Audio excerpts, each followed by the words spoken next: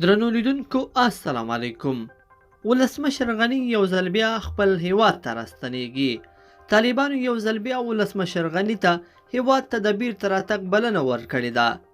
د امارت ویان ذبیح الله مجاهد له یوې پاکستاني رسنۍ سره په مرکه کې ویلي دي د افغانستان پخوانی ولسمشر حامد کرزي او ډاکټر عبدالله د نظارت لاندې نه دي او د حالاتو په سمیدو چې دوی چیرته وغواړي سفرونه کولی شي.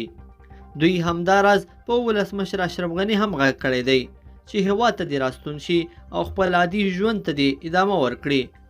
بلخوا د پوهنتونونو د پرانیستلو لپاره په لوی جرګې تالار کې مشورتي غونډه روانه ده.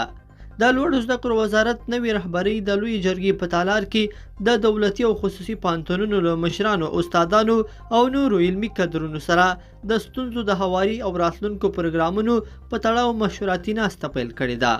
ویل کېږي په دغه ناسته کې د لوړو زده کړو وزارت مخکینی وزیر عباس بشیر هم شته دی او تمه کېږي نږدې وخت کې د پوهنتونونو پر پرانیستلو هوکړه وشي.